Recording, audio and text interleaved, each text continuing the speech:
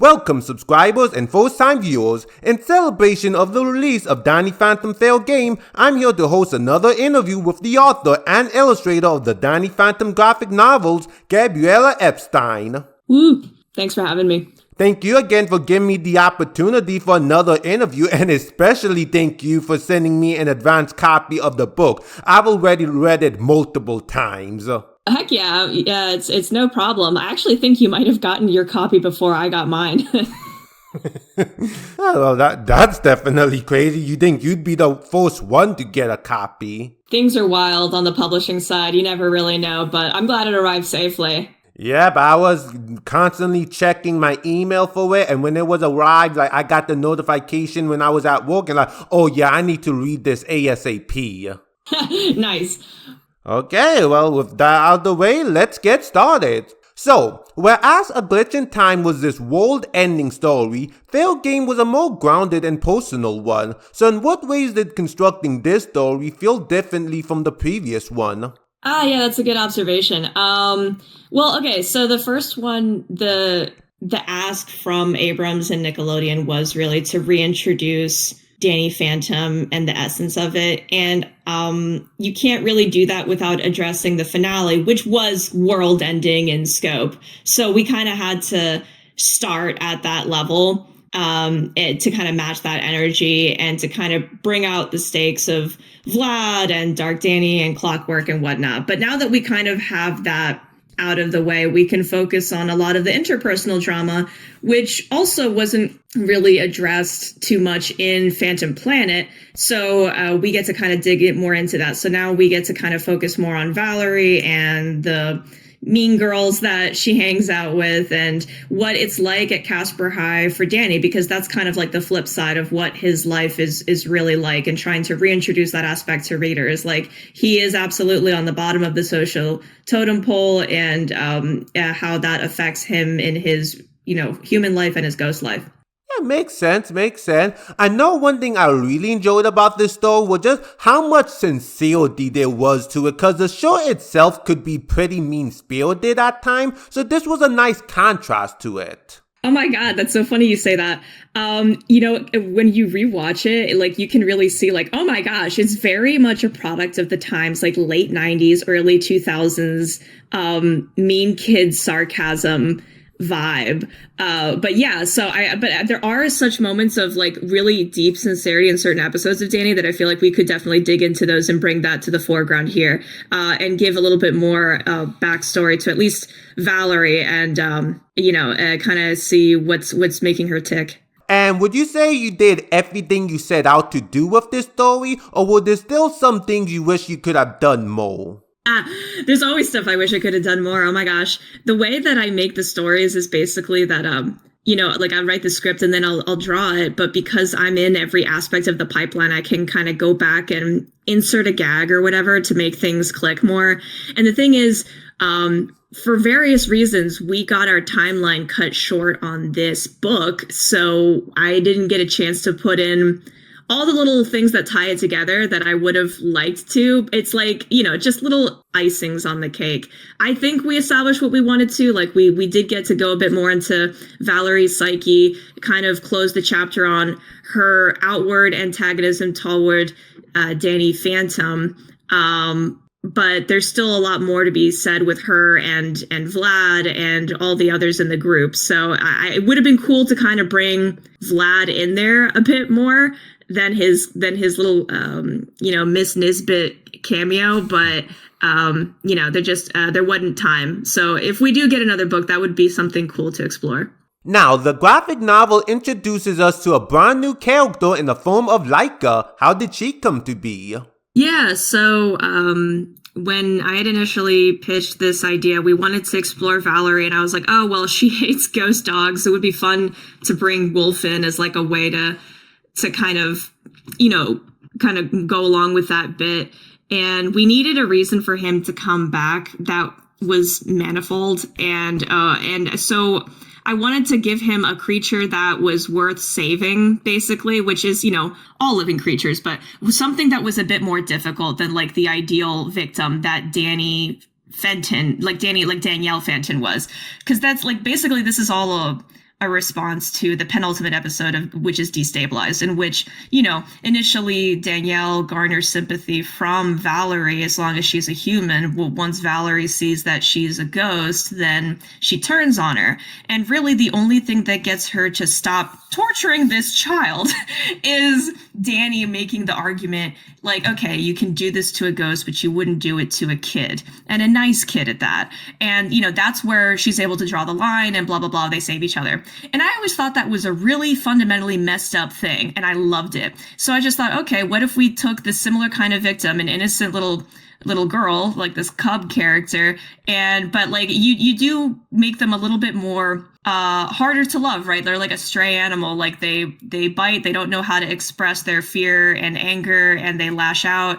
They're still very much still worthy of being protected, and see how Valerie reacts to that, and how Danny is able to kind of make this argument anew, and if it really lands with her and with Danielle. So that was how it started. Like we needed, like, so I didn't want it to make it again about like, you know, fighting over Danielle. I wanted Danielle to have more agency in it, to be like, you know, because she's her own person, and to be able to weigh in on this conversation of morality, like who's worth saving and who's just able to be written off.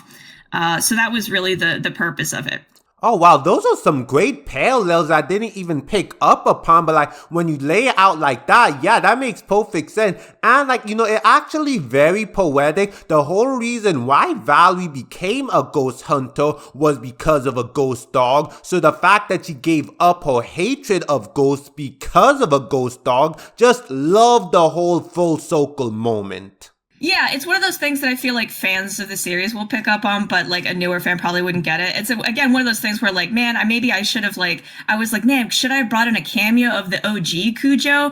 I don't know. Like, so it's one of those things I was thinking, but also like there's a limit to how many characters you can really bring in. And with this one also, I did want to lay the groundwork for some potential backstory for Wolf, because we really don't know much about where he came from, but at least now we know a little bit more. Like he and this Leica are the last of his kind, and you know and for some reason they were separated, and now they are back together again, with one of them being severely more traumatized than the other. So hopefully again that's something we can build off of and give, you know, the older fans a bit more lore for some of their favorite characters. I mean, I'm definitely excited to see more of these two, especially Wolf, because he was a very underutilized character in the series. The fact that he only had 2 appearances in the entire show is insane to think about. Oh my God, totally. And, you know, it's funny because he has those 2 appearances are so diametrically opposed, in my opinion, because in the first one, he is basically this Terminator-esque figure that is coming to hunt down Danny Phantom, and very serious, too. And he's speaking in Esperanto, and he's someone to be taken, again, like a real villain. And then when he comes back, he's literally just a golden retriever. And I love that. I love that dichotomy, and it's something I would love to explore a bit more in his character and in Leica's further on. You know, it's actually kind of funny because when it was when we first got artwork of the upcoming book and the synopsis dropped, a lot of fans, such as myself, actually speculated that the pup Wolf was trying to protect was actually Danielle, and that Wolf was adopting her. I mean, it's that's definitely I like that idea a lot, because I mean they have a lot in common. They do have their moments of really working together and having a team. So I do think they have a special bond in that regard. And who's to say like they might team up again. But I love that and I love this impetus from the fandom to like everyone wants to have Danielle adopted by somebody. Yeah, I mean, and hey, it's actually kind of hilarious that Wolf would have been a way better dad for Danielle than Vlad ever did. I can just imagine the situation where Danielle said, "My dad ate my homework." "Don't you mean a dog ate your homework?" "No, my dad ate my homework." Oh my God, that's great. No, exactly. And again, crazy that, yeah, she has more in common with this guy who can't even speak English and like only has basically talks with his claws and yeah, eats her homework. Again, another indictment of Vlad. Love to hate on that guy. And it would be fun to see those two interact as well, to be like, you know, Vlad had every single resource in the world to be a good person and a good father, and he still totally beefed it. Whereas you have this stray dog who you found like eating shrimp in a Walmart parking lot, and he's still doing a better job. Like, you know, get good, Vlad. Yeah, Vlad is a terrible, terrible father. Like, I rewatched Kindle Spirit and Destabilize and, like, keep Danielle far away from that man. Yeah, for sure. When it comes to the action sequences in these books, what's your approach to planning them all out, especially since Danny has so many different powers that he has at his disposal? Oh my god. He has so many powers. So many. Really, at this point, my methodology is I try to showcase a different ability of his with the different fights, if I can. So we got to showcase like his invisibility in the first tiff with Wolf and Valerie, and then we got to show off his intangibility abilities with the second skirmish that takes place in the forest. Because again, I'm trying to assume that a lot of the readers aren't super familiar with all of his powers. We already kind of got across the flying and the ghost rays and the ice powers in the first book. So I'm hoping this covers the majority of his powers. Like, but yeah, that's kind of what we have in place. But honestly, a lot of what the action scenes are is like they're more so conversations with explosions. So that's really all I'm trying to the main thing that I'm starting with for those, and then we kind of add in the rest for flavor. Makes sense, makes sense. Like, I guess, like, in this, like, unlike with A Glitch in Time, there was really no reason for Danny to use the ghostly whale because that would have been overkill. Yeah, it's one of those things where I truly, I have a philosophy of every power has to have a drawback, and the ghostly whale is very powerful, but it does tire him out, and I want to use that very, very sparingly. And honestly, when he got the ice powers, it did feel a little bit OP. So it's definitely something that I want to restrict as well, as something that again is going to be used more in dire consequences, like in dire situations, because otherwise, like, yeah, we need it to be still an uphill battle for him. Yeah, I mean, heck, like, Danny does, like, so far we've only had one instance of Danny actually being able to do that duplication power that Vlad did because he was training to try to do it, but he only successfully did it once in, like, the third season. But I guess there was no scene that, like, required Danny to use that duplication power, especially saying not like we see him use it all that often in the show. Yeah, actually, I think he used it in Rainstorm when he was in that mecha suit. Yep, season 3. Yeah. Oh, okay. Yeah. And so, like, so my thought was like a similar thing. Like, yeah, like that was again fighting a cosmic entity, and it also just completely wiped him out. So something I wanna really again, like, make sure it's like a do or die situation before he uses it, because the understanding will be that after he uses it, he's spent. He doesn't have any more left in the tank, like, you know, Aang after the Avatar state. Oh, wait, sure. You know what? Actually, he did use it another time in season 2 in Rainstorm against the Ghost King. Yeah, when he's in the mecha and he goes into 4 of them himself, and then they like push him back into the sarcophagus of forever sleep. Yeah, and then that's like when you see like it keeps cutting to his battery of like he's literally out of juice. So yeah, that's what I try to keep in mind with this as well, especially for all the action sequences. Like, he doesn't have an unlimited amount of energy and time. Like, there's only so many moves he can make before he's tired and he's gonna change back into his human form. Yeah, and this show just loved giving Danny power after power after power. Yeah, I think, you know, it's interesting. I really liked the concept of him attaining powers in the first season because it was an easy way to show his emotional growth as well. It was like a nice little parallel.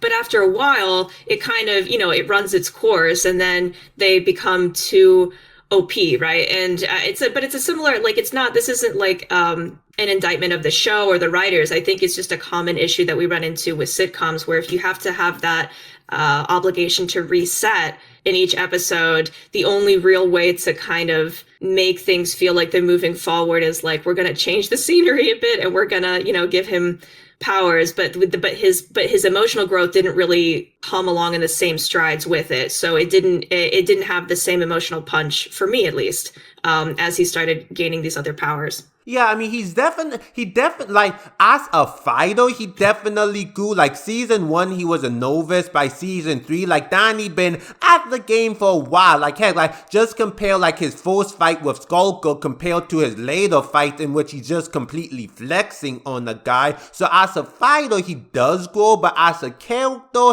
he stays pretty stagnant for the most part. Right, exactly.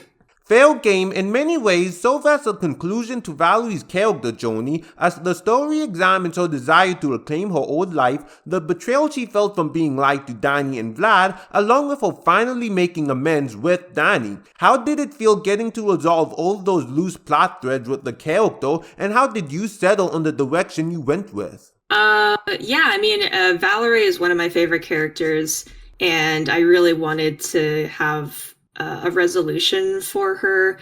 And that was something that I had originally tacked on, or not tacked on. It was an integral part of the original script for Glitch in Time, but it ultimately ended up being too long, so we cut that out. And then I thought, like, it would actually be really interesting and realistic to have these two react like normal teenagers, which is like, okay, this life-altering event happened between us. Do we talk about it, like, rationally, or do we just steadfastly ignore each other and pretend nothing happened? Like, the latter. So I like that concept of them, like, of things reaching a boiling point where they have to eventually talk it out, and it's going to be under the worst circumstances possible. So I really enjoyed that. Like, I wanted to give, you know, again, Valerie a bit more time to air her grievances, because she has many. It's not just that, like, you know, she got coffee spilled on a nice shirt in, you know, shades of gray. She lost a whole lifestyle, and she lost her entire friend group and that stability. And something that I don't think is talked about enough is that ultimately, like,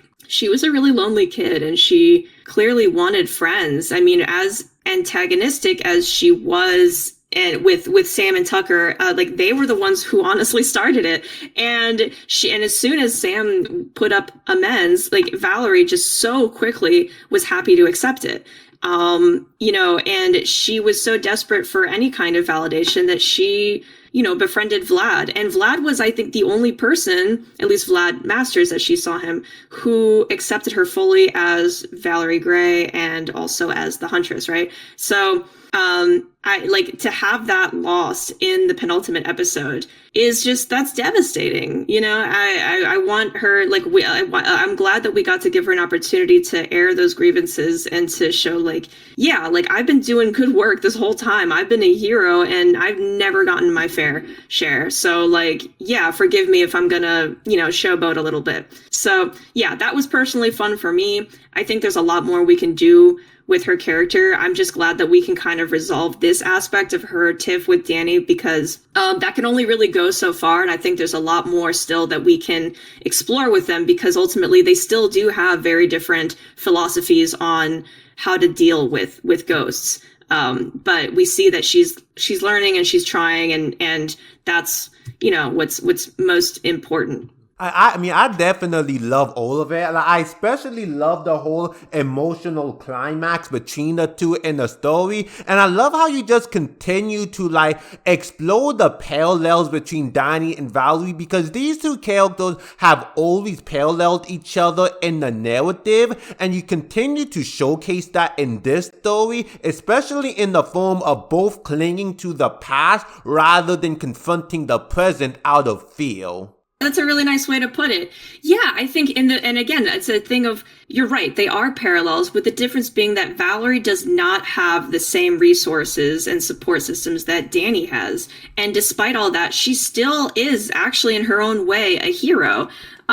You know, she makes do with what she's got, and you know, like, she doesn't have the same friend group that Danny has, and despite the fact that she was more popular and whatnot. So I think it is nice to keep using them as foils, and they can continue to do so even with their secrets being out to each other.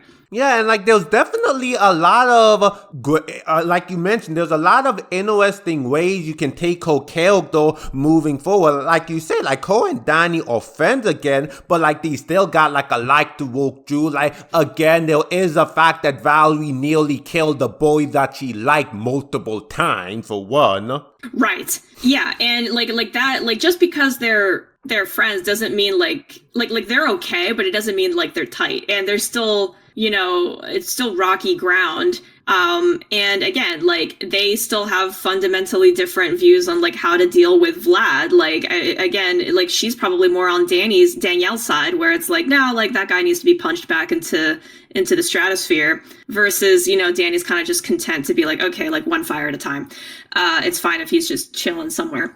So yeah, I'm excited to see where more we can take this, and also to see what happens when you introduce this very you know, strong-headed personality into you know, the ghost hunting group, right? Not to say that she's like immediately gonna want to be part of that main ghost hunting trio, but you know, what happens when they're no longer hiding stuff from her? Like, I think it'll be cool to have another eye on how they run things, and maybe see like, oh, maybe there's actually things they could improve upon, and if they chafe at that or not. Yeah, and like you said, again, like, whole potential issues with Vlad will especially be fascinating because, like, yeah, both Danny and Vlad lied to her, but, like, Vlad was legit using her as a chess piece, and then, of course, there's where her relationship with her father may be going because, like, her views on ghosts are now changing, whereas Damon is very still anti-ghost, so, like, it'll all be very interesting to see. Yes, great observation. Damon, yes, he is ascending on a path of a completely anti-ghost protocol. And yes, we will see how that works with her now that she's not as anti-ghost as before. Yeah, I really want to work on that, again, if we get more books. So circling back to like Danny and Vlad, because like, so we know like at the end of A Glitch in Time, Danny still hates Vlad. He does not want him to be in his life, but like he did thank him. So like, even though Danny still hates Vlad, is he just like chill with Vlad being out and about as long as he doesn't cause him any more grief? I think, yeah, the way I saw that is like Danny kind of accepting that, you know, the worst person in the world can make a good point, kind of thing, that Onion article of, and yeah, and understanding that like, okay, like this is probably gonna be a problem for me down the line, but I'm trusting in my ally in Clockwork to kind of help resolve this, and it, you know, and we're just gonna leave it at that. Whereas before, I think the tendency, I mean, this still is, you know, in line with Danny. Like he tended to kind of kick things down the road, which was in essence what throwing things into the ghost zone was. But I'd like to think that like it's still a bit of a show of leniency on his part, because he could have very easily just thrown Vlad in jail. Like his parents were there, they certainly would have done that. You know, or just done something like put him in the Fenton stockades, whatever. There's many different forms of jail that they have in that show, and he didn't. And you know, again, I think if Danielle or Valerie were in that situation, they wouldn't have hesitated. They would have been like, oh, absolutely not. I hate you and you're going down. You are never seeing the light of day again.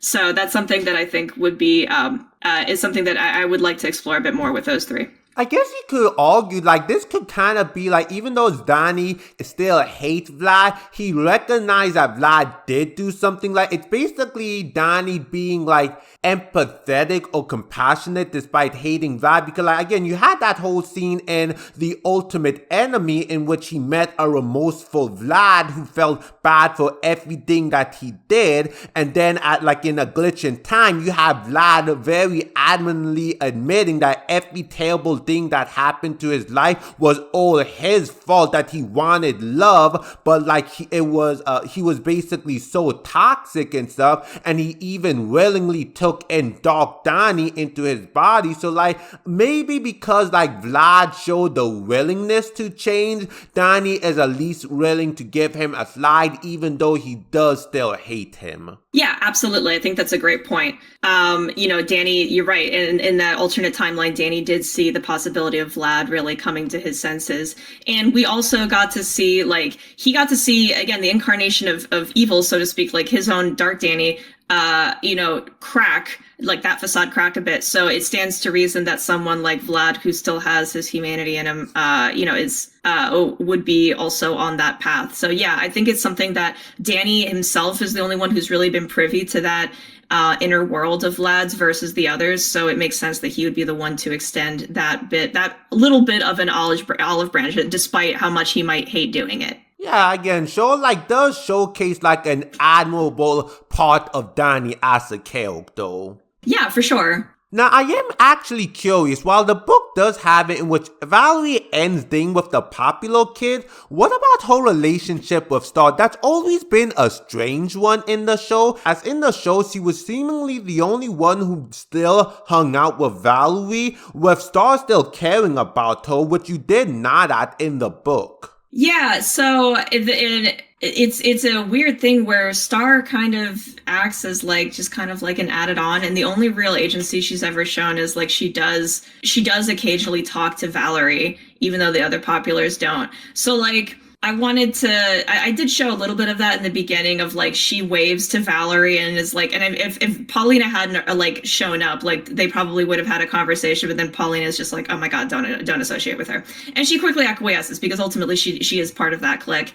But I do like the idea of like the clique isn't as unified as you would think. Like she is kind of showing some kind of autonomy, even if it is very quickly squashed. You know, she is also quick to interrupt Paulina when she's going on her tirade later on, just because she's like, "Ooh, I got another follower on Spectrogram, yeah." So, so it kind of leans into the idea that this isn't like a perfect unified front. It is. They're still very much teenagers, and you know, they're prone to squabbling amongst each other.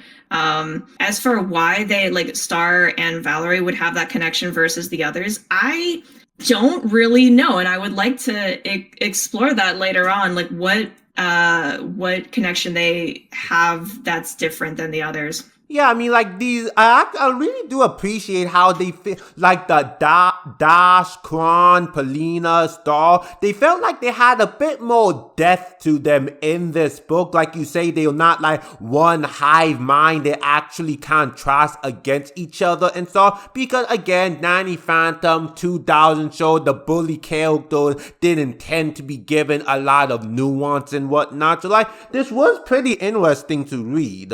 I'm glad. There's only, yeah, I mean, I wish we could, you know, do more slice of life where we get to explore those characters a bit more. But yeah, I just wanted to show that they have lives outside of what we see. But at the end of the day, they're still kind of subject to their worst impulses, which is the need to be validated online and, you know, to be doing what everyone else is doing, which again, just drives them to be little violent little freaks. So that always makes for good content.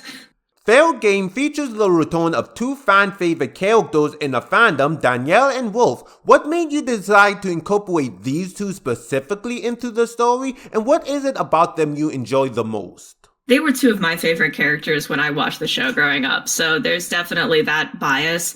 I wanted to bring Danielle into things because I thought it would be interesting to, after he reset the timeline, you have someone who ostensibly is on his side, but not quite. Like, she's kind of a reflection because she's supposed to be him, right? And so when we see them together previously in the show, they're exactly the same. But now Danny's had this growth and she hasn't. And I think that for me, I thought that would be an interesting point of contention for them, a way of, kind of giving her own character as well and giving her agency. Because again, as much as I love her appearances were always her being a damsel in distress pretty much. Or just being, a blind puppet of Vlad's. So now we get to see her kind of trying to figure out her own worldview, which I think is also cool for that age as well. She's 12, 13 or something like that. I think 11. So it's hard to say. It's hard to say because also supposedly a year has passed.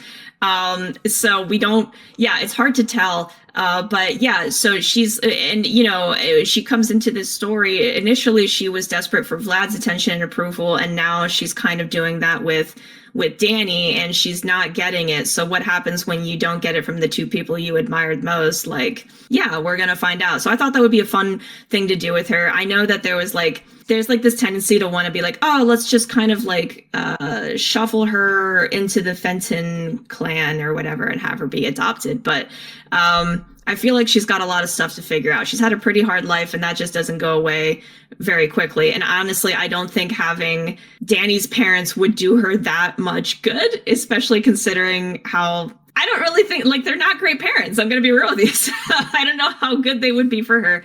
So anyway, so that's the reason I brought her in. I wanted to give her an opportunity to grow. And also, again, since we're revisiting Destabilize, kind of bring her back and re-examine her initial thoughts of Valerie, because Valerie was someone who she trusted and then who then was very willing to kill her and then freed her. And they all just kind of laughed about it in the end.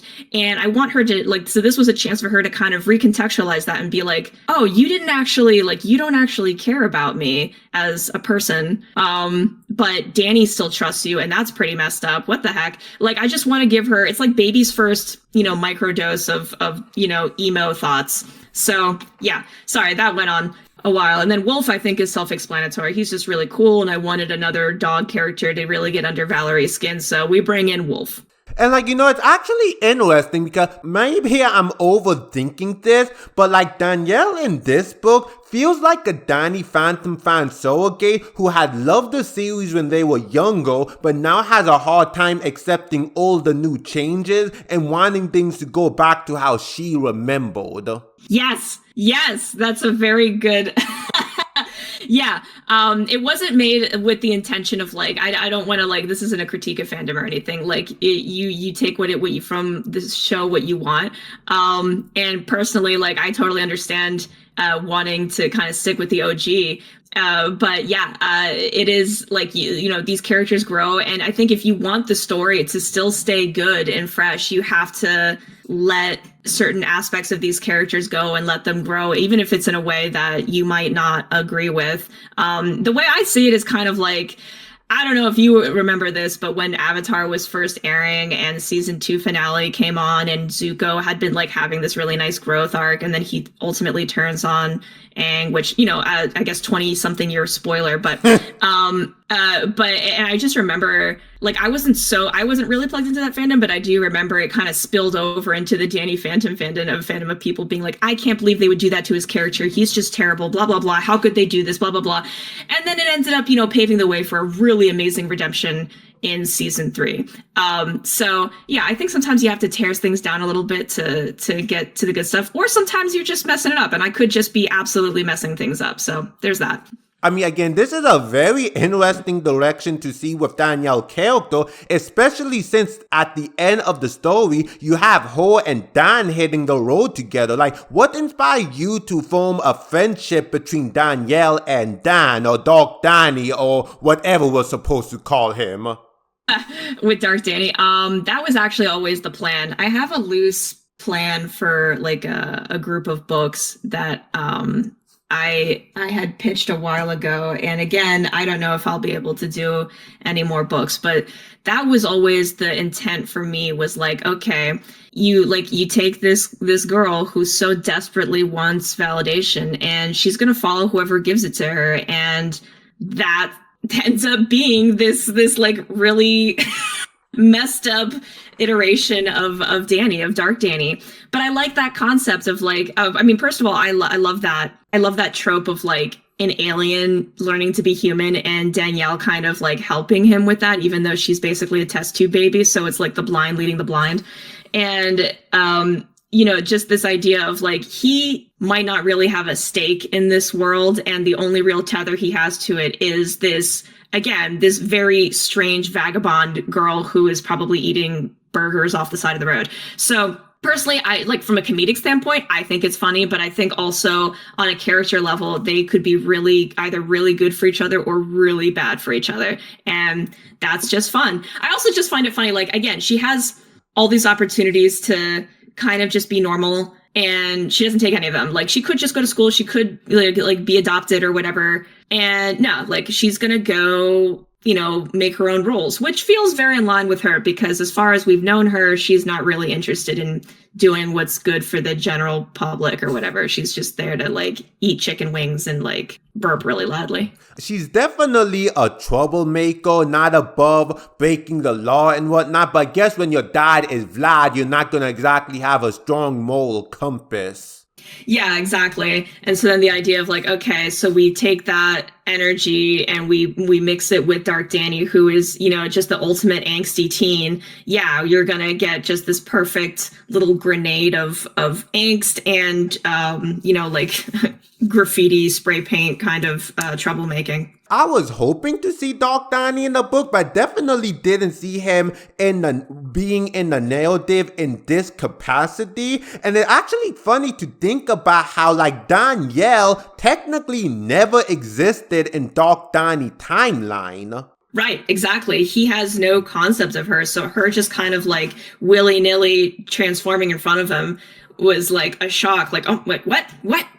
I thought I was the only freak around here. So yeah, so they're like these two unknown entities, because obviously she's never interacted with him or knew that he existed. So yeah, it's just but they're both again they're both results of Vlad being a freak. So fun to put them together. And yeah, what's going to happen when they run into Vlad again? Will they kick his butt, and how hard will it be?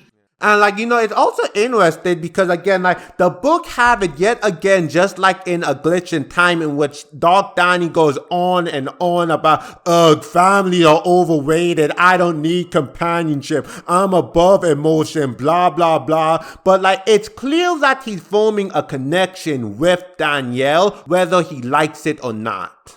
Yes, that is it.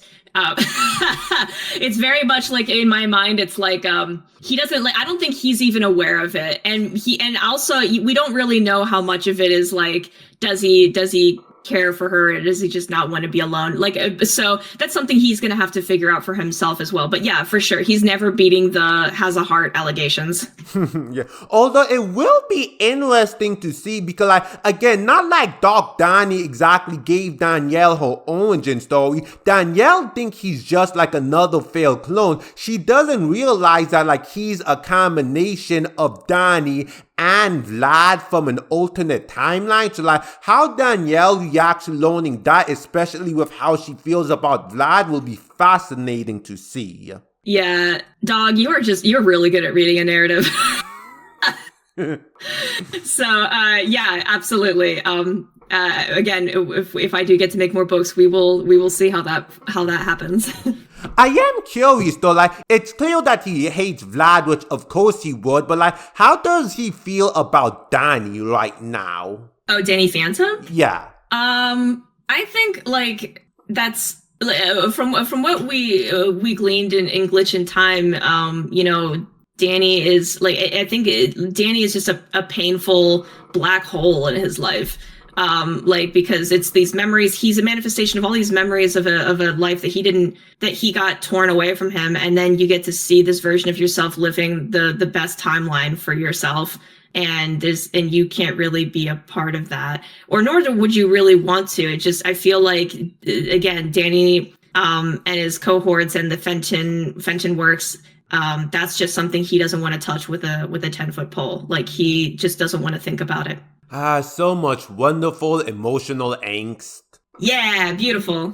Now, one thing I was surprised by was the fact that Jazz had very little involvement in the story, with her yet again not getting a chance to meet Danielle. Is there a reason you decided to have Jazz not be involved in the story? Yeah, oh my gosh, every character's involvement has to be like, for me, it has to have a reason.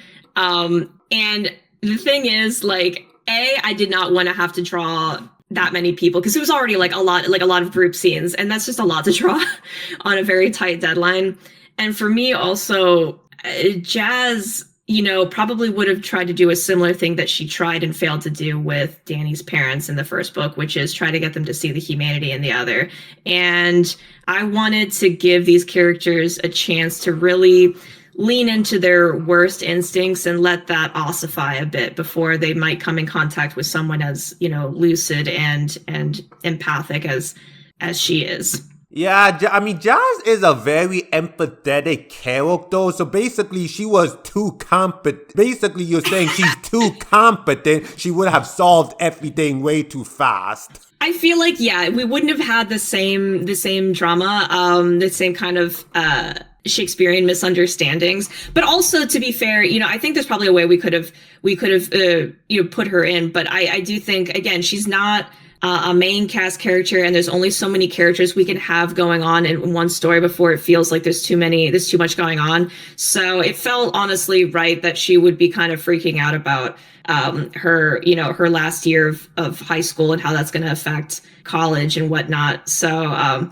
yeah, sorry to all the Jazz fans. I also very much, she's one of my favorite characters as well, but I was just like, I need to streamline the amount of teenagers I have running around on the page. Makes sense. I mean, again, Jazz is like legit one of like the best written characters in the show. And I feel like after Ultimate Enemy and after Secret Weapon, she really get pushed to the sideline, even though she should have been more involved in the story. Like, she actually should have joined the main trio and whatnot, because Jazz is such a fun character. I love her relationship with Donnie. I love how in Reality Trip she rightfully called out her parent for not understanding why Donnie wouldn't want to tell them his secret. Like, she's just such a great character that I wish we could have seen more of in the show, delve more into her character. And I just been wanting to see her interaction with Danielle for ages, because I feel like that would be a really fun dynamic to really explore.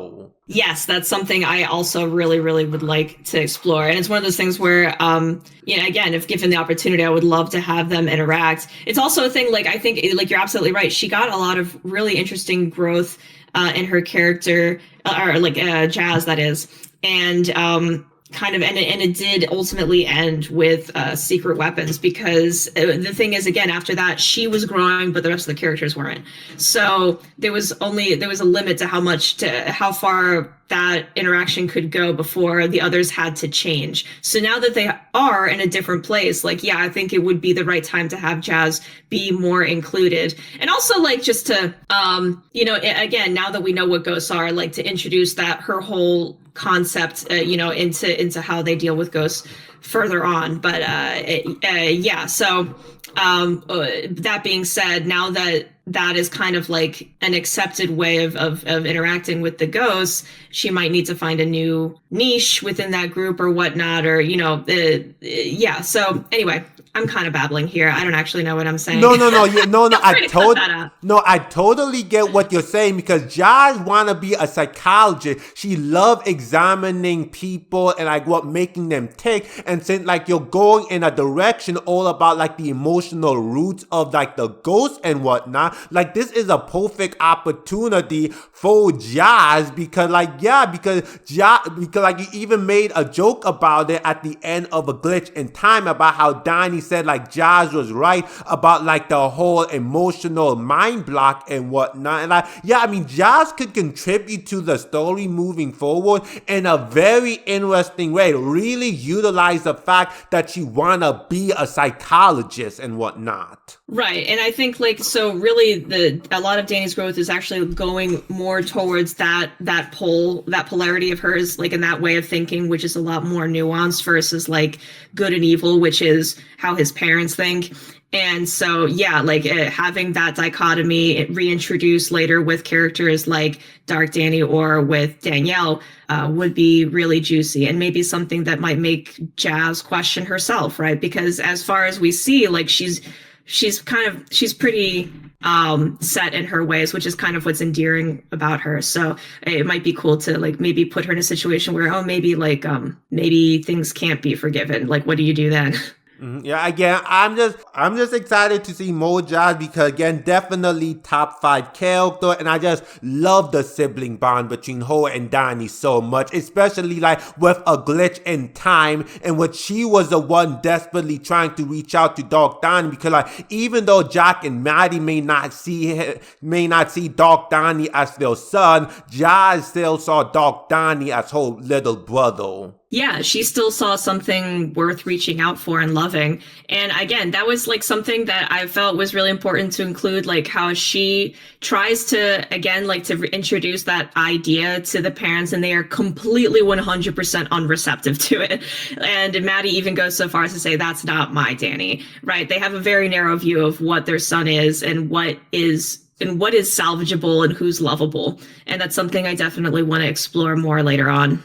I really enjoy how you write the dynamic of Danny, Sam, and Tucker as they all bounce off each other in a fun way, with Tucker and Sam not having the flaws that make them divisive characters in the fandom. What do you love the most about writing this trio? Yeah, it's funny you mentioned that. I like writing them as if they were normal kids without trying to make them fit into the tropes that I think they were born from. So yeah, and like now that we're kind of in this time melded era, you know, now like Tucker's main draw was initially that he was a tech geek, but now that that's more widespread, we can allow him to explore other aspects of his character, which is the fact that he's a geek in other ways. He's a gamer and a streamer and whatnot, and so we can kind of have bounce off of that silliness and being plugged into that very different online culture versus Sam, who I think would probably be like try to not be on social media. And you know, like with Sam, I think the biggest draw for her was that she was in Danny's corner always, like even back when he was invisible, right?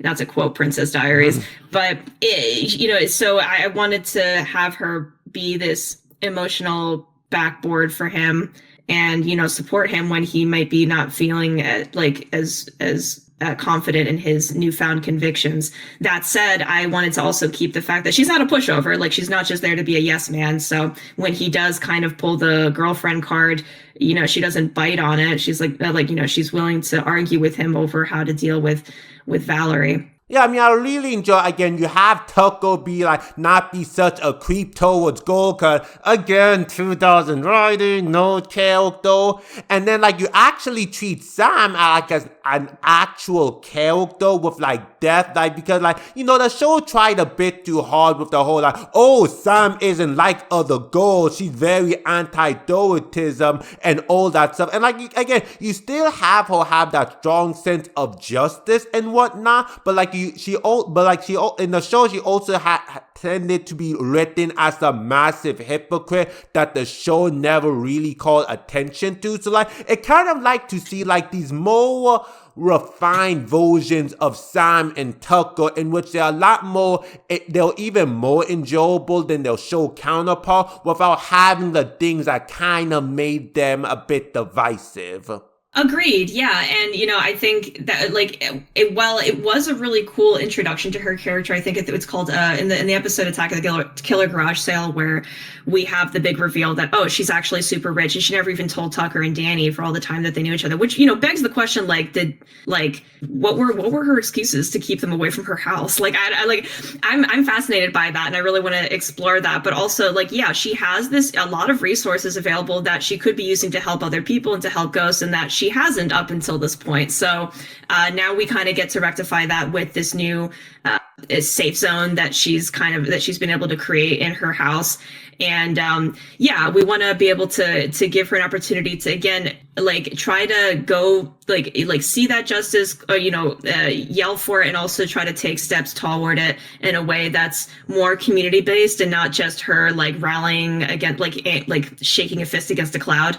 So yeah, that's something I've been eager to show with her too, because she has a lot of really cool aspects to her personality that kind of ended up getting ignored in favor of gags. Oh, so are you implying that, you could actually, take Sam, because, in the show, they tend to have her be an activist, but, they tended to play it down, treat it as a joke, not really treat it seriously, but given everything now, you could kind of explore that activist angle, but in a more serious and mature manner, in which she'll actually be activating that ghosts shouldn't be hunted and destroyed, that they should try befriending them and whatnot. Yeah, because like, and that's something that I kind of would like to lean into, where it did feel like initially it was a loving critique of that, culture of the teenage symptom of being against something just to be against something. I think in the first episode, she's like, oh, ghosts are too mainstream, which is a great gag.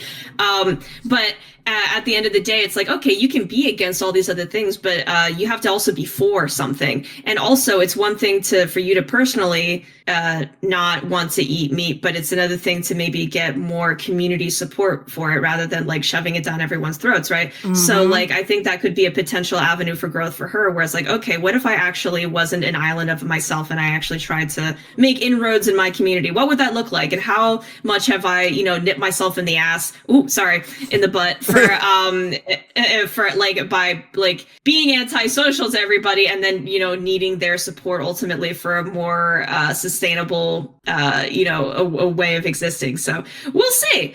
Yeah, because honestly, again, I think Sam gets a bit too much hate in the fandom. I don't think she's a bad character, because she definitely has her moment. It's just like the show didn't really always write her with the proper nuance that was required, and they would have her be written as a hypocrite, but they would never actually have Sam realize, oh my god, I'm doing the exact same thing that Polina does.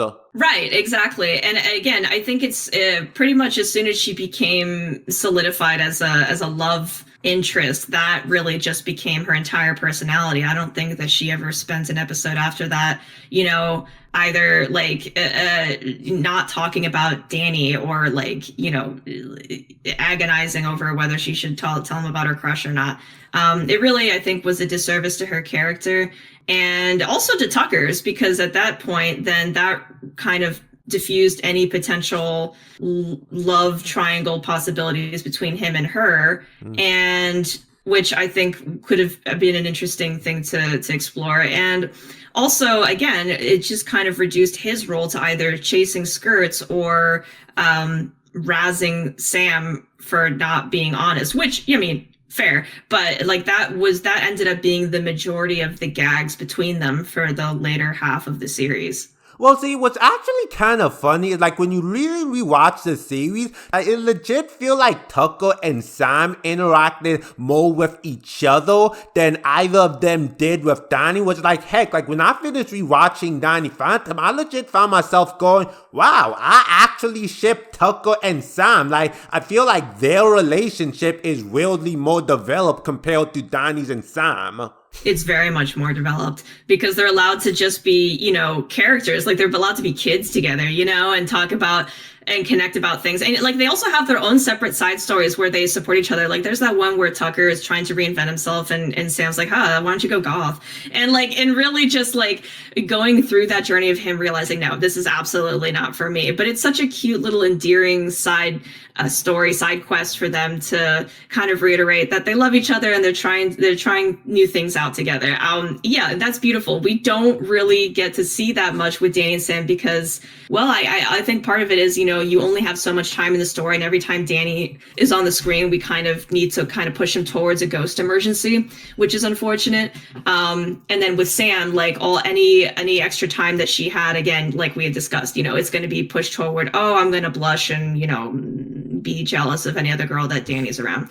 So yeah, and I think that's why Tucker and Sam work so well just in general. Like they they bicker like an old married couple. They're just really fun to write together. Yeah, they really are. I mean, heck, a lot of episodes tend to have an A plot focusing on just Danny and then a B plot showcasing Tucker and Sam doing their own thing. Yeah, I think in the first season we got to see a bit more of either Tucker and Danny hanging out or Sam and Danny hanging out. Like it made their friendships feel a lot more believable. But as it went on, yeah, there was that divide, as you mentioned, and I think it kind of played into that ongoing issue of Danny treating them like sidekicks rather than friends, and that felt believable considering, again, he only ever really interacted with them when a ghost was around. So again, unfortunate, and it would be cool to have like a beach episode where we get to see them all just hanging out as people and reaffirm those friendships and what really connects them.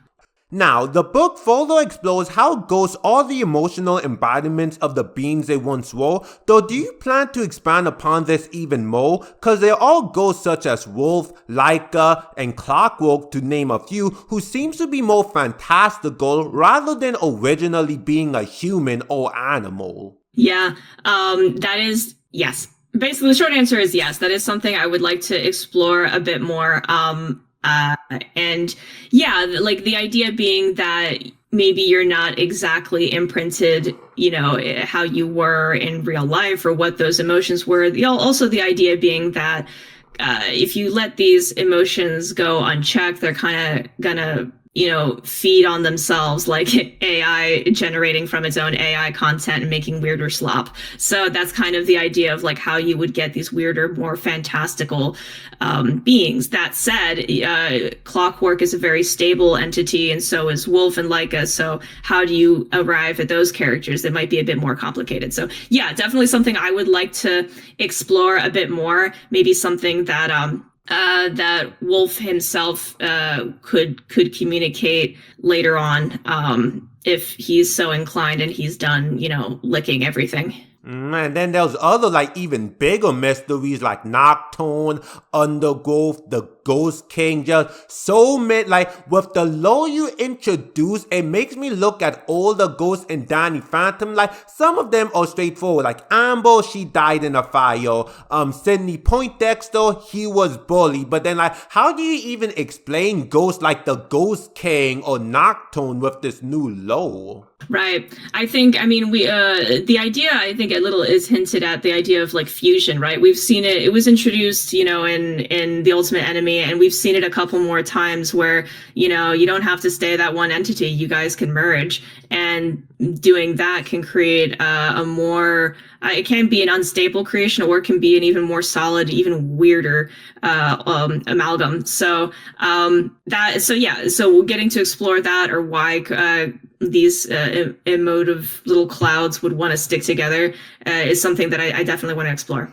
Interesting. I do know like one ghost I've been thinking about the most in regards to the lore you introduced from A Glitch in Time is Skulker, as he's this small green glob ghost who wears a battlesuit, and like in the show it's just treated as a joke, like haha, this big scary hunter is actually being manipulated by a small little ghost. But like taking into account the lore you introduced, it kind of raises a question of why is Skulker such a small little ghost? Low-hanging fruit joke about that one that I won't make, but it's definitely, Skulker is a character I really want to explore later on in the next book, if possible. Again, if we are able to get another one. Fingers crossed. Given that you've been a fan of Danny Phantom for a long time, have the ideas you've implemented so far and plan to use later been ones that you've actually been sitting on for ages? No, no, absolutely not. I cannot stress enough how singular-minded I was as a child and, preteen watching this show. It never occurred to me at the time that one could want more than what was given to you on the screen. It never once occurred to me to ask for something different, to wonder if an ending could have been different, to try to ship something that wasn't canon. None of that. I never theorized. I never had any real thoughts, honestly, outside of when is the next episode going to air and are Danny and Sam going to kiss? That was literally it. Like a, rat pressing a button for pellets. It wasn't until, honestly, college where, I, got out of the prison of my own mind and was like, oh, okay, I can, these are my own playground. I can see the Matrix and see how, the potentialities of these narratives and where they could have gone. So long-winded way of saying, no, I had no thoughts, head empty for the majority of my life until I started having to write for this. So you didn't have like a whole cabinet full of ideas prepped and ready just in the odd possibility you was called up to write graphic novels for Danny Phantom. No, never. And by the way, it never once occurred to me that I would ever like be a part of the crew or anything like that. That never, yeah. So this entire time, the only thing I really had to collect were like this assortment of impressions and emotions that I felt when watching the show, and that's pretty much it. And the funny thing is, then when you rewatch it as an adult, you're like, oh wow, I have a very different view of this episode than I did before. So with these graphic novels, you have taken time to explore things that the show itself has never gotten a chance to properly unpack in depth. So with that said, do you have an idea in mind as to how you would want to properly explore Danny's relationship with his parents should they learn about him being Danny Phantom? Yeah, that's all part of the overarching story that I've got plotted out. It's a primary concern because that's something that I really never bought, that they would just 100% accept him, no strings attached. Like, again, speaking from my experience as a queer person, even if your parents love you and they do accept this concept of you, it's one thing to say that in theory and it's another in practice, right? So, and again, this isn't me being talking ill of my parents. I love them very dearly. This is just a general thing of, talking to a different generation of people who have very different ideas about how things should be done. So I think it's worthwhile to explore that. And I think it is realistic to kind of have multiple coming outs to them and to varying degrees of success. So yes, long-winded way of saying yes, that I do have a plan for that. And again, I think it's something that would take a while. It's not like it would be solved in one book or anything.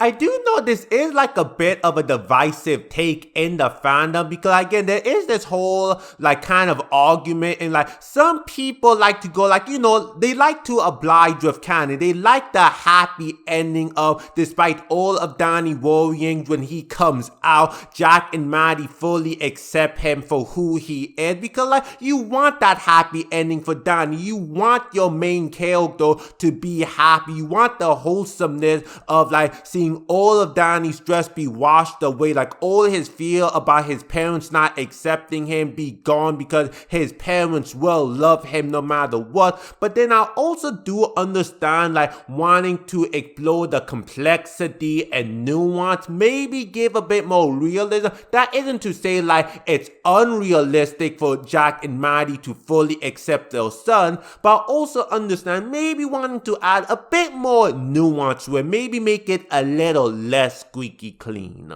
Right, exactly. And it's going to be for me at least, a similar thing with Laika where, Danny isn't a perfect boy, right? He has flaws and his ghost self also makes a lot of mistakes. And that's something that are they willing to accept the full version of him? And we've seen that actually, no, they were given a view of the worst possible version of him in Glitch in Time, and they steadfastly stood against it. And even after the reveal, even after he was taken down, they still are the first ones to throw a Fenton thermos to Danny and, ask him to, put it away, hide it, put that part of yourself away. So that's definitely something that I think we can work on. And it might be a case where, the parents are not on the same page with each other.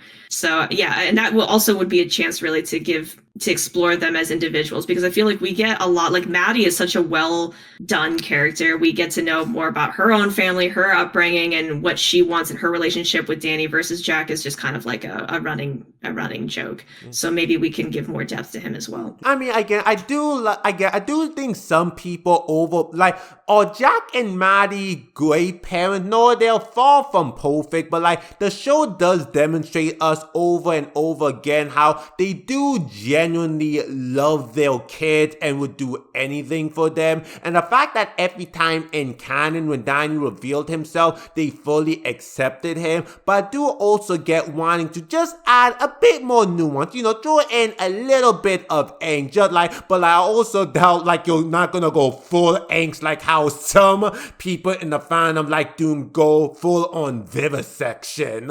I mean, the night is young. Maybe it could still happen.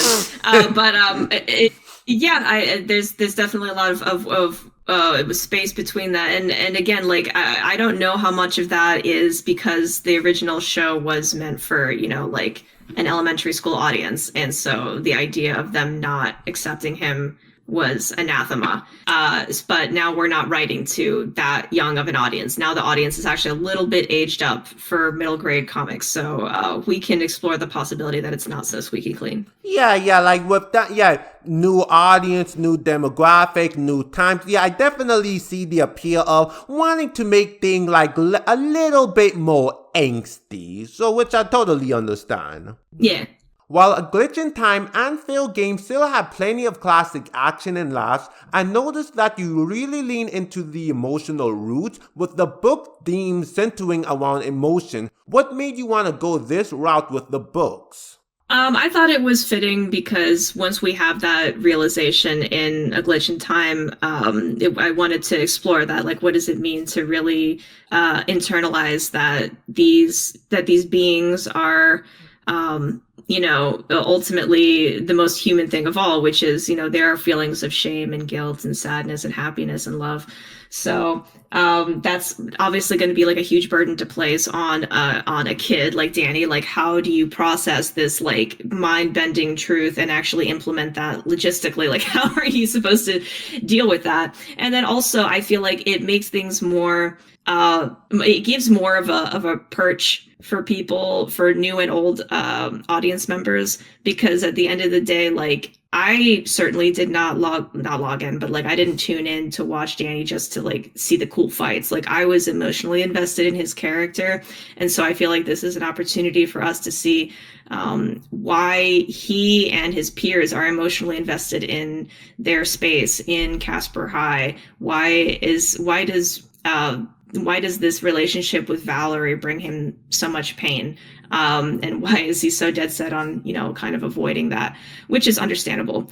I just thought it would be a more relatable aspect of his story, to show you that he's not just some unattainable figure fighting on a cosmic scale, like, Superman punching through a planet, but he's a kid who is absolutely trying and failing at dealing with basic human emotions. Yeah, again, I really appreciate the more sincere approach with the story, and I'm excited to see more of it. Yeah, thank you. I appreciate it.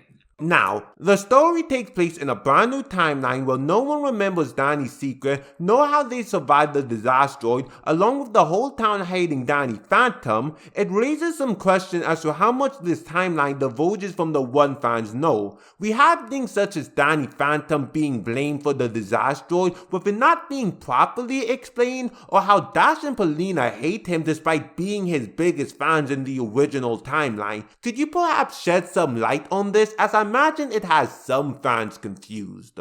Yeah, sure. The idea was just that, we erase him from that big hero moment. So, like, the disasteroid issue happens and the world nearly implodes, but it's kind of like this dark hole, this memory blank, and for the entirety of the world. And I think when that happens, you tend to kind of fill it in with what makes most sense. So, like, yeah, this character, this evil villain, Danny and Phantom, is probably to blame for it. And so I feel like it fits in for that. And for like Dash and Paulina, the idea is, again, like, they're less inclined to be, expressing how they really feel, and more so they're going to be doing what's popular. So if the popular sentiment, which we've shown, is, this character, and the belief is like, okay, this character almost, destroyed the world with no care to anybody else, like, then yeah, you're not going to be his biggest fan. So I think they're actually pretty valid in that. Like, if I found out that a person in my town was like nearly had us all killed, like, I also would not be a fan. So, like, I don't super blame them for that. I can see why it would be confusing to some who had gotten used to them kind of fawning over Danny Phantom in the second half of the series.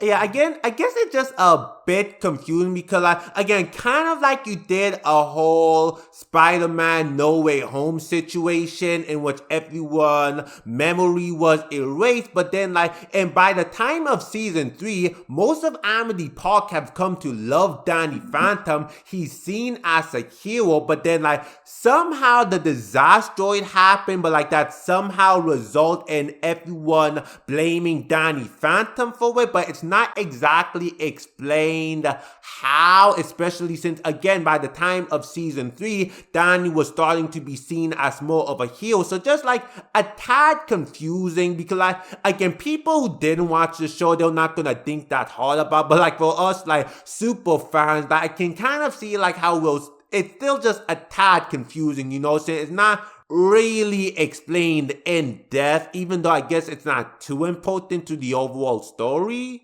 No, I think that's a really good criticism. And that's fair. I kept it purposefully vague because I personally didn't find it that important. I just, as long as we have the stage set for the stakes being against Danny in this case and for Valerie.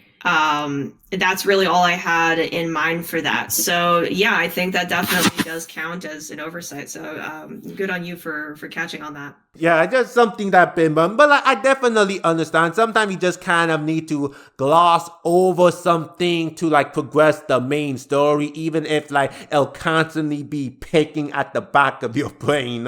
Yeah, I mean, and it's also one of those things that it can easily be like explored later, because again, that is something I do want to look into, which is how these characters, Dash and Quan, they actually feel when they're not with their friends. Like, how do they actually feel about the ghosts in their town and Danny Phantom and this whole new prerogative that the local government has against ghosts. So yeah, I don't think it's world ending. It can certainly still be woven into things. Yeah, although that does bring another question, because like, again, it's kind of downplayed. It's probably one of those things best not to think about too hard, because it's actually pretty dark when you do. But like, Danny and Cole are in a new timeline where technically matches their old timeline, but when you technically think about it, basically everyone they know and love from their old timeline is gone, and they're in a brand new timeline, kind of replaced by like time copies. It's kind of like the whole Back to the Future situation, so it's pretty messed up if you think about it. Yes, I never really thought about it that way. I guess it's kind of like a Ship of Theseus situation where, and like technically speaking, those people have had the exact same memories and experiences as the ones you knew before. It is the same world. It just has a slightly different deviation in it.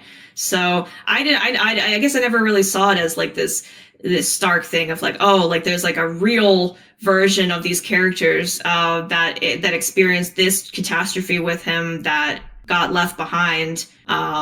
But I can see where you're coming from with that. I guess, like the idea that had to exist and then cease to exist for this to happen. I guess I just kind of saw it more as like, it's like with the same world, we just kind of pressed rewind on a videotape and like taped over a part of it with something else. Like like, I don't know. I'm going to be honest. I didn't think about it like that. Look, time travel can be pretty confusing, especially in the past, because it used to be like the whole idea behind time travel was like you go to the past, that changed the future, but somewhere down the line it became no, if you change the past, that actually creates an alternate future in which the present that you come from isn't the future that's being changed. Yeah, that's just a lot to think about. And I'm going to be real. I know this is going to sound weird, but I'm not a big fan of timeline messing around stuff. The only reason I brought it into play for the first book was A, I wanted to talk about Dark Danny, so we had to bring Clockwork into it. And B, I wanted to use that to kind of ease us into this new era of Danny where they have cell phones or whatever, so we can kind of smudge that. Because Nickelodeon also really wanted to make it clear that there was time that had passed, which could have been confusing. And that was pretty much it. I also wanted, but the whole purpose of also bringing him in was to nerf him. Like now that he doesn't have the medallions and after all this and he's missing one, like he's out of commission. No more time messing around. Like this is it. This is the timeline. Yeah. So there won't be any more weird, huge cosmic shifts in that regard. Like he is officially out of commission. Yeah, I get that. Although, actually, quick notice, because this is actually something some fans discussed when it came to A Glitch in Time. Did you decide to just keep Clockwork in the one form for simplicity's sake? Because, in the show, he's constantly switching between form, but I'm guessing you kept him in just the one design just to help production of it go faster. Yeah, because that was also another thing of, again, we're trying to introduce this character to a whole new legion of people, and to have him change from baby to adult to old man is really cool and something very easy to do in animation. You just need like 10 seconds to really get that, cycle that through.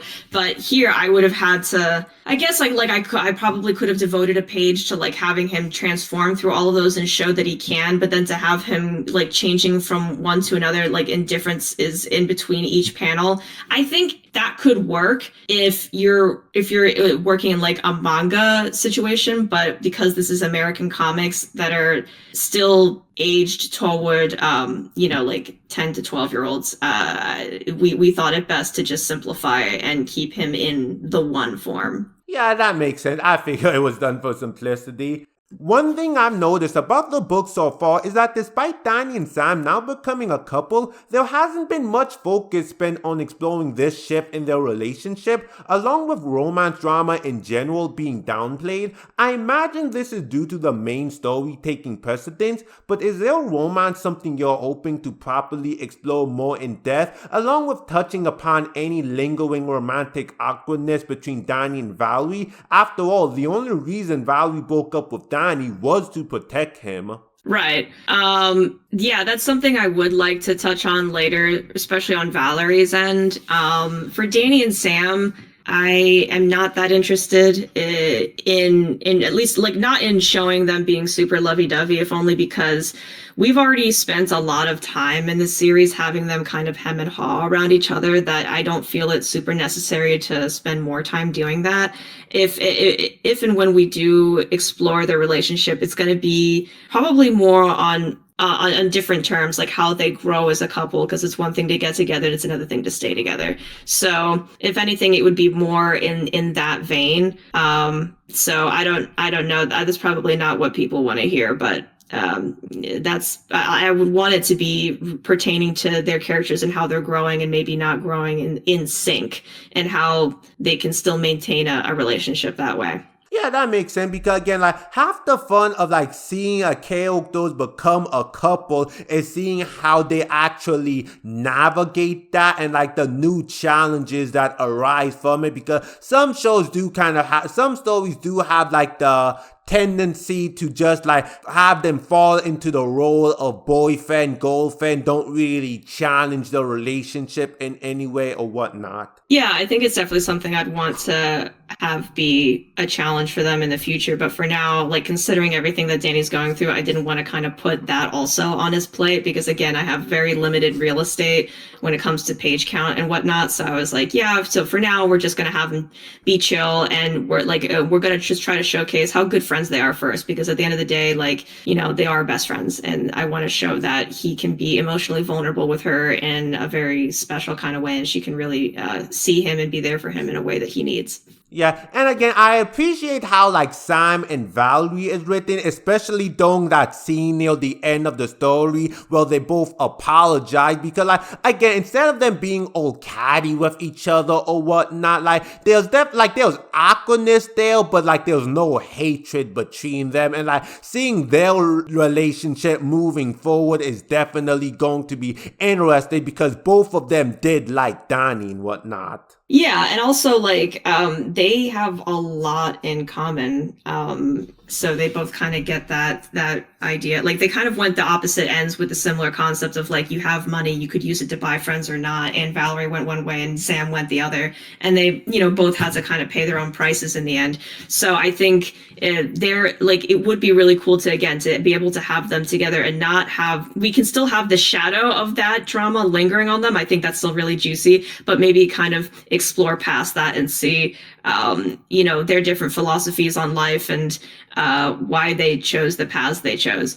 So yeah, that was important to me to kind of get that out of the way, and again try to eschew this long-standing pattern of Sam not getting along with anybody in the show outside of Danny and Tucker. Shoot, yeah, like when Valerie learns that Sam is rich, she's gonna flip out. Yeah, totally. I think that's again, I'm really excited to explore that and their relationship, and because they are also foils in a way. So yeah, more time for them to talk is always good. Now, the ending of Fail Game sets up Walker as the big bad for the next book, as he'll be assembling an army to take down Danny. Will this perhaps mean you'll be delving more into the Ghost Zone politics and hierarchy of power by any chance? It's an aspect of the show that has always been unclear, as Walker is a character who seems to declare himself as Warden, yet we have parties such as the Observers and Clockwork who seem to have much higher authority. Walker, meanwhile, decides, okay, I'm Warden of the Ghost Zone. Got a problem with it? Too bad. Yeah. It's funny. I hadn't really thought about it to that extent. I really saw it as more like these are like little fiefdoms, and these are different ghosts just trying to, scrabble for control over it. And then kind of Vlad sees this and tosses his hat in like, what if I also had my little slice of this ghost zone? But for me, Walker is such an interesting character and such a perfect villain for this new version of Danny, where like he's all about black and white law and order. And now that we know that there does exist something outside of that, it's not just human or ghost or whatnot, we can really push him to his limits and see what he does about that and how he maybe reacts and grows in the face of that. What was I going to say? Because Danny already kind of blew his mind by being half ghost, right? Like that's against the rules. Mm-hmm. So now that Danny's, really blowing things up with the knowledge from the source, and now that, the Ghost Zone knows about it, I just want to see what the fallout's going to be. So yeah, we're going to, ideally we'll explore a little bit of that hierarchy. Really, it's going to be more so just, I see Walker as like this walking zombie embodiment of like the old philosophies of the old show, basically, and how we interact with that. Oh yeah, that is actually, because Danny, my worldview is changing, but Walker worldview is still rigid. So yeah, that'll definitely be interesting. Though, like, I'm curious, do you have any ideas or plans with the Observers? Because it's one of those aspects of Danny Phantom that just was never really expanded upon, because like you got them asking like the ghosts of old time to eliminate Danny because of like the future and whatnot, but like they'll never properly explained in the show. Yeah, I'll be honest with you. I had not really given too much thought to what I would do with them. I still acknowledge that they're there and that there's going to be fallout, but like, yeah, I don't know. I really saw their existence when I rewatched the Ultimate Enemy like a billion times, was really just more of a logistical one of like, we need to Clockwork to have someone to talk to and to react against, and because he can't just be here all alone. And outside of that, I do not know. So that would be something cool to explore. There's a lot of like loose ends, to be honest, that I have given very, very like brief thought to, but I can't honestly tell you that I have a plan for them. Okay, I understand. Now, in addition to that ending, it's safe to assume that we'll be seeing a lot of familiar faces from Danny's World Gallery, but exactly how many familiar faces can fans expect and be excited to see again? Well, I don't want to overpromise anything, but the ideal would be, like baseline is Walker, and then, you'd have, the complete opposite of Law and Order. So if you can think of a ghost that embodies absolute chaos, that would be who I'm trying to gun for to have in this. So, I have a plan to bring back one of my favorite characters ever. Hopefully, again, if we get this book, I will try to make it happen. Like this Queen of Chaos, Miss Ember McLean herself would be really great to have. So that would be the ideal. But again, it all depends on sales and whatnot. Yeah, because again, like Danny has such a fun, like he has a large rogues gallery with so many fun characters. I mean, you got Ember, Penelope, Youngblood, Johnny 13, Skulker, Sydney, Fight Night, just so many great villains and characters, and like I just want to see all of them again so badly. Yeah, I mean, same here. There's so many cool characters to choose from, and it's also again going to be cool and fun to recontextualize them. I think think the big thing on my end is like, not only like, because I mean, there's so many cool people to choose from, but it's also like, how can we bring them back in a way that's new and fresh and like can maybe give us a bit more background on the character. So that's the other thing that we have to keep in mind. But yeah, absolutely. Ember McLean is at the top of that list. I also really love Youngblood, and it would be cool to give some more backstory to the newer ghosts that were introduced in season 3, like Amorpho or Vortex. Oh my gosh, what's the name of the nightmare guy? Yeah, Nocturne. That guy. The that new ghost. Freak. Yeah, the new ghosts in season 3 were Frostbite, Amorpho, Nocturne, Undergrowth, and Vortex. Yeah, very, very different concepts from the previous 2 seasons when you put them all together like that.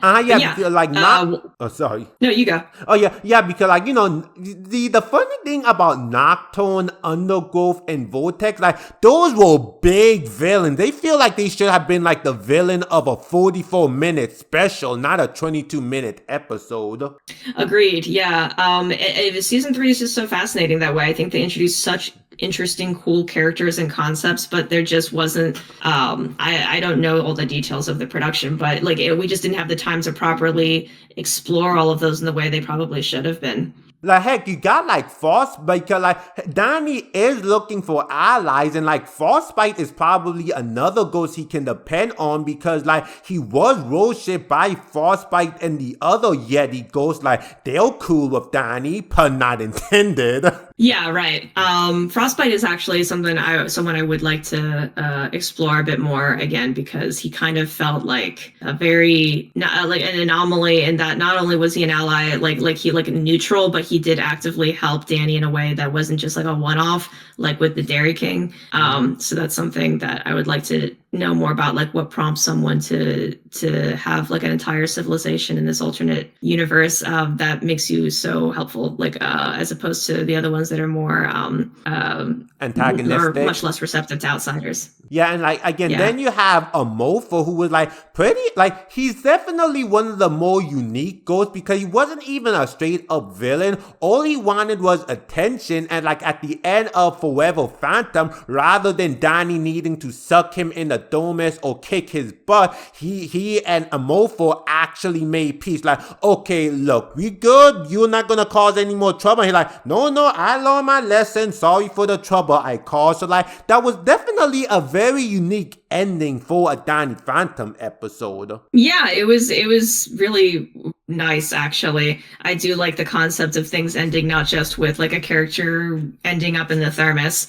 You know, if he can make friends with one, or like again to show that these ghosts aren't just these like mindless beings, like they can be reasoned with. I think that's always a cool thing, a win in my book. Now, you mentioned in our last interview that you'll be happy to write as many graphic novels as possible, but do you have an idea in your head as to how you would want to give a proper ending to the series as a whole? Oh, wow. Honestly, I hadn't really thought about that, because my job brought onto this was to restart it, right? So I never really thought about like another ending. So I don't know that I have an answer for you, really. It's just a lot of ideas of where we can go from here, how we move forward, and new problems we can give these kids. I don't know, honestly. I think it really probably does end with everybody being on the same page and there no longer being a confrontation to be had, you know, which is, you know, the original ending probably. I would have to really think on that. As far as like what I would like to do with the story, I would like to give some new beginnings to like rehabilitate some of the villain characters and see how they can, you know, be helpful in this world. Yeah, that's pretty much all I've got in my brain. Sorry, I am like you really caught me off guard. I have no concept of what a true ending of the series would be. No, you're good though. I'm actually curious. Do you have any plans for the guys in white? Because they are another villainous faction in this universe that Danny will have to worry about. Yeah, for real. The guys in white were not my favorite antagonists, but they were really good for jokes. If only because like they needed to answer to someone, and the implication was that they were answering to, I guess, like the U.S. government, the president. So and like you have to eventually like bring that big bad in there. So it's something that that's something I would like to kind of look into a bit, because we really only see those two agents. I would like to know like more about that hierarchy. But yeah, I'm not like super in a rush to sort all that out. And it's not definitely, but it's also definitely like an antagonist I want to keep around too, because it's refreshing to have antagonists that are humans and not just ghosts. And one other thing before my final question, like as you probably heard, like Ben 10 is actually getting its own comic reboot in 2026. So like even though you are working on a continuation of Danny Phantom, like if you was given the opportunity to like do a reboot of Danny Phantom as a monthly comic series, how would you even begin to approach that just for fun? Would be so cool. I didn't know about the Ben 10 thing. That's rad. Okay, well, so, I mean, floppies are just a completely different beast from graphic novels. So I think that would really lend itself to the monster of the week aspect of the original, like, I guess, first half of the show. Man, that would be so fun. Man, like, there's so much cool stuff you could do with it. Man, you could do a thing where, like, you could really lean into the dichotomy of, like, half human, half ghost. And so, like, you read the comic to the right, and it's, like, his perspective as Danny Fenton, and then, like, you turn it upside down, and you can read it as his perspective as Danny Phantom. I don't know. There's just, like, a lot of, like, logistical things that you can do with comics that you couldn't do with an animation that we could really mess with. Man, as far as like anything changing this area, honestly, I really like the first season. I think it works really well. I probably would try to stick with that, but the difference being that obviously like we try to make Tucker and Sam more fleshed out characters, and obviously we can't have like their main personality traits don't really translate to this day and age. Like Sam being a vegan and being like for social justice isn't actually like a very rare thing anymore. So we would have to kind of analyze that a bit. And then for Tucker, obviously, like everyone has a PDA now, basically. So like we have to figure out what else makes him special. But outside of that, like I really do think like Danny Phantom's a great show, and I think it would translate really well to a comic form if we just kind of went one to one as far as like the episodes are concerned. Yeah, I mean, again, I know for like the Ben 10 reboot comic, like they're comparing it to like the Absolute Universe and like the Ultimate Marvel Universe, in which it's gonna be like a complete reimagining of the franchise. And like Danny Phantom as a series, given its premise, there's just like so many interesting directions you could go with it by rebooting the series. Yeah, there's a lot of, really good ways you could do it. Personally, again, if it were up to me to take it, at least to change the tone, I would take it more towards like the tone of like first season Inuyasha, which is darker. But this idea of trying to deal with these demonic entities and ghosts and whatnot, like you're thrown into this whole new world. You are isekai, but like you are still trying to your main strength in dealing with it is your humanity, right? So that's probably something I would want to put more into it if given the opportunity. But again, yeah, if you had the chance, like carte blanche to plunge to just do whatever, I mean, crap, there's so much you could do. I'm overwhelmed thinking about it, honestly. Yeah, because you could lean more into the superhero aspect. You could lean more into the horror aspect, because like, heck, the fandom especially love leaning into like the horror aspect, given like, the show does involve ghosts and whatnot. Yeah, that's another thing. Like, that's why I was also thinking Inuyasha, where it's like, yeah, let's have more creepy bugs crawling out of people, or like, these bodies with several heads on them and sprouting wings and stuff, coming out of the sewers. Like, let's go for it. I think that's a really unique aspect to a superhero comic, and we could definitely focus more on that horror part of it. And also because if it were being in a comic format, we could really focus on that page turning aspect of, jump scares. It's really well suited to bringing it into the horror genre. Or like even exploring ghosts from other culture, because like the show mainly takes place in America, but like how would Danny react to meeting a yokai, for instance? Yes, this is definitely something I think about a lot. It's one of those things where the more you think about it, the more you're like, yeah, this show was absolutely a product of a place and a time. where can listeners find you at, and are there any current projects you would like to plug? Yeah, I mean, users can find me on Blue Sky and Tumblr and Instagram at Bichikui. And I'll be real, I mostly just post fan art on those. And any news for Danny Phantom, I'll post on there as well. As far as other projects I'm working on, nothing I can really talk about at the moment. The ideal would be for me to say I'm working on more Danny Phantom content, but we won't know until we get some sales numbers in. So yeah, that's it. But I mean, thank you so much for talking to me. Your interviews are always so well thought out, and you always bring up stuff that I really just don't even think about. I really appreciate it. Thank you, and I want to thank you again for just giving me this opportunity to interview you again. I made sure to go really in depth with my question, and it also just fun getting an insight into the person who's writing these Danny Phantom graphic novel, and just share the same amount of passion as the rest of the fandom. And I know all of us are just very excited to see more of this world and what other stories you got cooking. I'm glad to hear it, and it's so appreciated. I have no words to express how much it means to me to work on this project and to get to interact with fans like you who are just so passionate about it all these years later. It really it warms the heart. It makes me want to stay making comics, honestly. If it weren't for Danny Phantom, I wouldn't be making comics anymore. Well, I'm glad that Danny Phantom has been able to inspire you in such a pivotal way. And thank you everyone for tuning into this interview. What were your thoughts on Danny Phantom Fail Game, and what are you looking forward to the most in the next book? Let me know in the comments below. Make sure to like this video, and if you want to see more of my content, subscribe to the channel and click the bell to be notified when I make a new video. Until next time, catch you later.